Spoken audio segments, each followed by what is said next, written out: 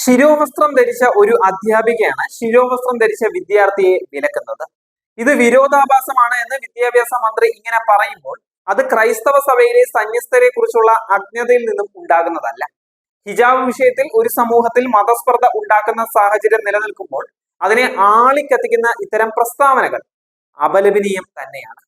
ഇവിടെ ഒരു സന്യസ്ത ഒരു സ്കൂളിന്റെ പ്രിൻസിപ്പൽ എന്നുള്ള നിലയിൽ നിലവിലെ സ്കൂൾ നിയമാവലിയുടെ പശ്ചാത്തലത്തിൽ സംസാരിച്ചപ്പോൾ സോഷ്യൽ മീഡിയ ആക്രമണം, ഒരു വനിത എന്നുള്ള പരിഗണന പോലും ഇല്ലാതെ സന്യസ്തയെയും ഒരു വനിതാ അഭിഭാഷകയെയും മ്ലേച്ഛമായ പദപ്രയോഗങ്ങളാൽ വ്യക്തിഹത്യ ചെയ്യുകയും മതവർഗീയവാദിയായി ചിത്രീകരിക്കുകയും ചെയ്യുന്നത് അപലപനീയം തന്നെയാണ്. സാക്ഷരത, അഭിപ്രായ സ്വാതന്ത്ര്യം, സ്ത്രീ ശാക്തീകരണം എന്നിവയെ കുറിച്ച് അഭിമാനത്തോടെ സംസാരിക്കുന്ന ഒരു സംസ്ഥാനത്ത് ഇങ്ങനെ കാണേണ്ടി വരുന്നത് വളരെ വേദനാജനകം തന്നെയാണ്. സെന്റ് റിത്ത സ്കൂളിനെ ചുറ്റിപ്പറ്റിയുള്ള ഹിജാബ് വിവാദങ്ങൾ, മന്ത്രിയുടെ പ്രസ്താവന ക്രൈസ്തവ സമൂഹത്തിന്റെ മനസാക്ഷിയെ തന്നെ മുറിവേൽപ്പിക്കുന്നത് തന്നെയാണ്. ഉത്തരവാദിത്വമുള്ള ഒരു രാഷ്ട്രീയ നേതാവ് ക്രിസ്ത്യൻ സന്യസ്തരുടെ പവിത്രമായ വസ്ത്രത്തെ താരതമ്യം ചെയ്ത് ഇത്തരം ഒരു സമയത്ത് ഏകപക്ഷീയമായി പ്രസ്താവനകൾ നടത്തുന്നത് ഒരിക്കലും ഉചിതമല്ല. പ്രായപൂർത്തിയാകുമ്പോളം സ്കൂളുകളിൽ യൂണിഫോമുകൾ ധരിച്ച് പഠിച്ചു വളർന്നവരാണ് ക്രൈസ്തവ സന്യസ്തർ.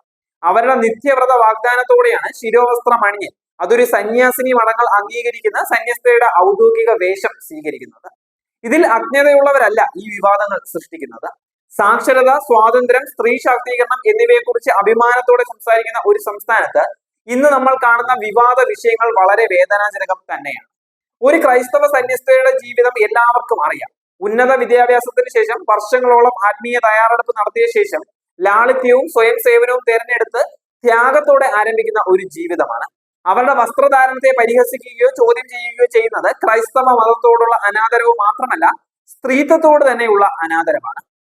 ഏറ്റവും വേദനാജനകമായ കാര്യം, രാഷ്ട്രീയ നേതാക്കളും പുരോഗമനവാദികളുമായ ക്രൈസ്തവ നാമധാരികളും ക്രൈസ്തവ സന്യസ്തരെയും ഈ വിഷയത്തിൽ സ്കൂളിന് വേണ്ടി നിലകൊണ്ട ഒരു വനിതാ അഭിഭാഷകയെയും അപമാനിക്കാൻ സോഷ്യൽ മീഡിയ ഇടങ്ങൾ ഉപയോഗിക്കുന്നു എന്നുള്ളതാണ്. ഈ അടുത്ത കാലത്ത് സ്ത്രീകളുടെ അവകാശങ്ങളെ കുറിച്ച് ശക്തമായി സംസാരിക്കുകയും പ്രതികരിക്കുകയും നെഹ്റുവിനെ പോലെയുള്ള മികച്ച ചിന്തകരെ ഉദ്ധരിക്കുകയും ചെയ്ത അതേ ടീച്ചർമാർ ഈ വനിതകൾ വ്യക്തിഹത്യ ചെയ്യപ്പെടുമ്പോൾ നിശബ്ദരാണ്.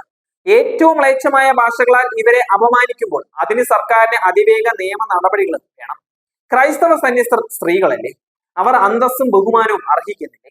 സ്ത്രീ ശാക്തീകരണം എന്നത് സൗകര്യപ്രദമോ തങ്ങൾക്ക് രാഷ്ട്രീയമായി ശരിയോ ആകുമ്പോൾ മാത്രം സംസാരിക്കേണ്ടതല്ല. മറ്റുള്ളവർ അപമാനിക്കപ്പെടുമ്പോഴും ഈ നീതിബോധം ഉണ്ടാകണം.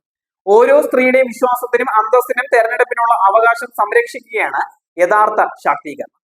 സ്ത്രീത്വം അപമാനിക്കപ്പെടുമ്പോൾ മൗനം പാലിക്കുന്നത് നിഷ്പക്ഷതയല്ല. ഈ വിഷയത്തിൽ ക്രൈസ്തവ സന്യസ്തയെയോ അഭിഭാഷകയോ സ്കൂളിലെ വിദ്യാർത്ഥിയെയോ പരസ്പരം വേറിട്ട് നിർത്തിയല്ല നമ്മുടെ കേരളത്തിന്റെ സ്ത്രീകളാണ് അവർ എന്നുള്ള മനോഭാവത്താൽ ഈ വിഷയത്തിൽ ഇടപെടുകയാണ് വേണ്ടത്. ആരെയും വ്യക്തിഹത്യ ചെയ്യുകയോ അപമാനിക്കുകയോ ചെയ്യുന്നത് നമ്മുടെ സംസ്കാരത്തിന്റെ ഭാഗമല്ല. കേരളത്തിന്റെ മതസൗഹാർദ്ദ അന്തരീക്ഷത്തെ നഷ്ടപ്പെടുത്തുവാൻ ആരെയും ഒരിക്കലും അനുവദിക്കില്ല.